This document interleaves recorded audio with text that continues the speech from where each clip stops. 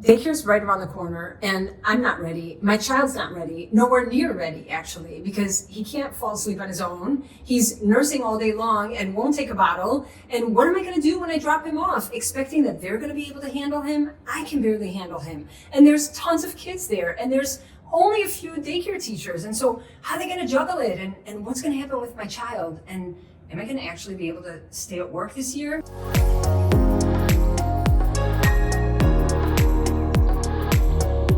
So much of that anxiety and panic and fear and anticipation is normal.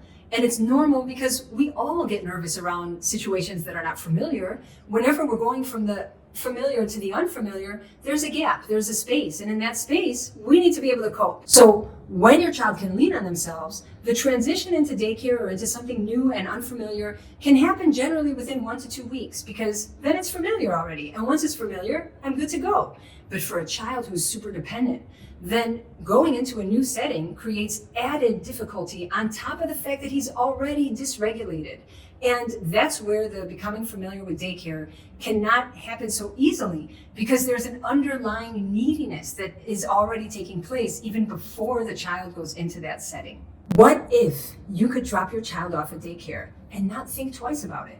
What if you could just go about your day? And so let's say you're starting a new job this year and your child's going into a new daycare setting, and you know you're going to drop them off, and before you know it, it's 3 o'clock, it's time for pickup, and you didn't think once about what's going on there. I mean, maybe you thought once about what's going on there, but not in a panic state, not in like, oh my God, what's happening? I'm nervous, I need to check in.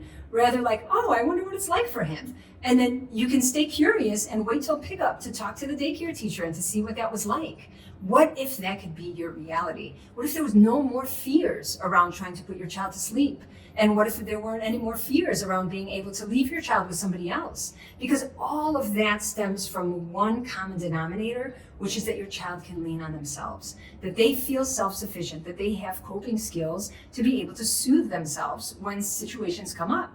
Because we live in a world where situations are going to come up regardless. And as much as we want to all keep our children in a bubble and we want to make sure that everything is just so, that's not the reality of our world. And so we want our children to have the resilience that they can cope. They can cope with life. They can cope with a little bit of a challenge. There's going to be a new daycare, and that's really scary. But the daycare teacher is super sweet, and she's going to hug you, and she's going to hold you, and everything's going to be okay. And that's going to be good enough, because your child themselves have this ability to be able to cope with situations that are a bit challenging. In today's video, I'm going to give you the 3 anchors that you can set in place already before your child starts daycare to help prepare them for that transition. Anchor number 1 is that we're going to mimic our child's daycare rhythm already before they start daycare. So think about what daycare rhythm is like. Generally, lunch is at 11:30. That's just a fact. Daycares usually offer lunch around 11:30. If your child is under a year old, they will have a morning nap probably around 9 a.m. And if your child is taking 2 naps or just on 1 nap, then that nap is going to come after lunch around 12:30 or 1 o'clock. And that's going to be a long nap. That's going to be generally an hour and a half to 2.5 hours sleep in the middle of the day. So if you know this already, and your child is not in a rhythm right now, it makes sense to get the body prepared by putting them into that rhythm. That means you're going to put your child down for a nap more or less around the times that they're going to go down for a nap in daycare.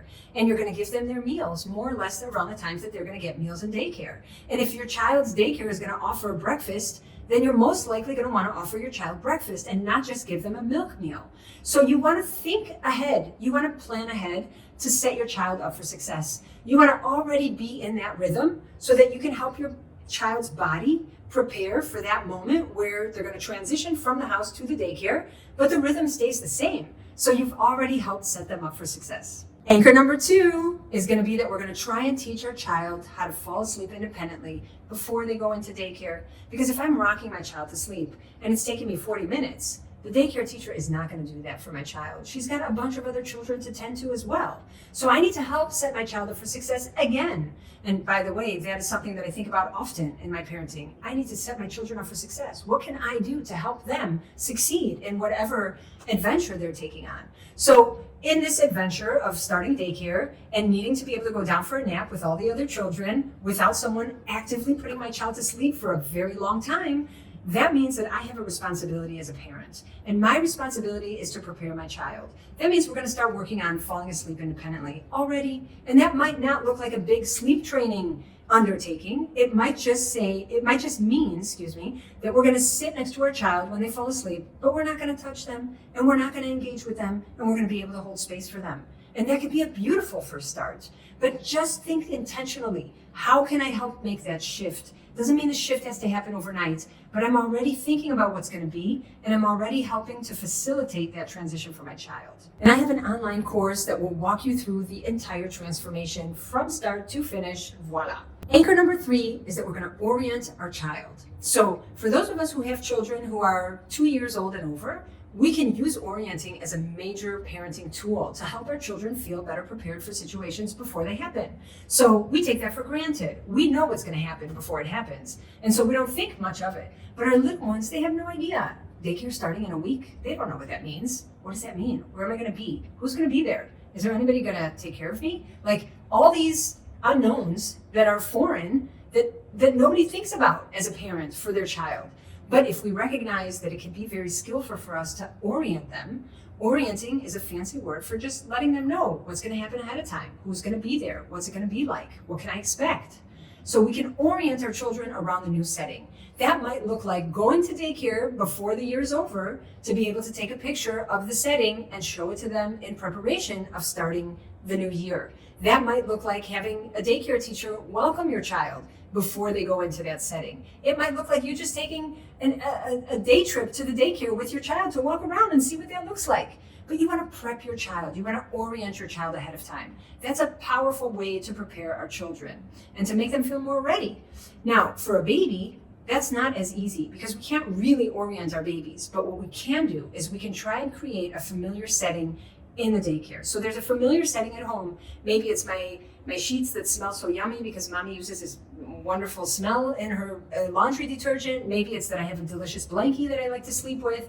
Maybe it's that I have a favorite bunny that I hug when I go to sleep. And so I'm going to copy paste those conditions in daycare so that my child feels more at home in that setting. It just feels more familiar. And then they can kind of understand already that, this must mean sleep, because at home, this means sleep. So we can help prepare our children better by recognizing that we want to set them up for success. I'd like to share with you a story about a family that I'm actually currently facilitating that has gone through this exact process. So this family is coming from full nursing, co-sleeping. Mom actually last year had to quit her day job. She was getting phone calls from the daycare every day, needing to come pick up her son right before nap time because he wasn't coping. And actually, he wasn't eating either. So he wasn't sleeping and he wasn't eating, just really big bouts of crying all day long. She took the year off. She ended up staying with him, but then she contacted me. And together, we are working towards prepping him for September 1st. And he's actually prepped. He's actually ready. And it was not half as difficult as she thought it would be. So the good news is, this is not the most scariest thing. It's only scary in our thinking. And the only reason it's scary in our thinking is because we're stuck in a situation that's not working for us. And so then thinking about another transition becomes way too much. But we can bring it down to the simple. So I'm just going to break down what we did. We went from someone who was nursing and co-sleeping all night long, literally all night long. She actually was sitting up in her bed. She couldn't even lay down. She was sitting up. And we moved the child into the crib right next to her, same room, same space, right next to her. But he was now in his own space. And so we taught him to fall asleep independently. We also mimicked the daycare setting. And actually this child was a bit young, and we pushed him towards the schedule that he's going to be on so that he could be on one nap already. So he's a year old and he's already on one nap, and it's working. He's taking one long 2.5 hour nap in the middle of the day. And the mom is actually feeling very confident about sending him there next year because everything has been resolved. All the issues that they called her about last year are no longer issues already. I want to leave you with a message that's going to empower you to knowing that you can take charge and you can be in the lead and you can help facilitate that transition for your child without too much difficulty, without all the craziness that comes up in our head around the fears that are going to be in teaching our child independent sleep and in getting them ready for daycare. There are many ways as parents that we can stand in the role of the leader. and not just become victims to our circumstances. So it's not like, oh gosh, I wonder what's going to happen. I'm hoping, praying, please, daycare should be good this year. No, we're not going to leave things to chance. We're going to step in that role of responsibility, and we're going to set up our children for success. And that's the wonderful news, is that we can actually help our children cope more easily. So the first point we said we're going to put our focus on is mimicking the daycare schedule so that the body is ready for that rhythm ahead of time. The second point that we are going to put focus on is that we're going to teach our children independent sleep before they need to do that on their own in a foreign setting, so that they don't get the scariness all in one go. We're going to do it very slowly at home when it feels comfortable, when it's mom sitting on the chair, when I actually feel comfortable in my bedroom, in my bed, with my blankie, with my items. That's point number 2. Point number 3 is that we want to make sure that we are orienting our child so that we are helping them recognize what's going to happen before it happens, making situations a bit more familiar before they actually become familiar. And for our tiny little ones who can't get oriented quite yet, we're going to try and copy paste their bedtime props and setting in the daycare so that it can feel very comfortable and very familiar. I wish you the best of luck this year. May daycare go smooth. May everything feel perfect and wonderful on your journey. I'm here if you need me. Don't hesitate to reach out, and I'll see you in the next video.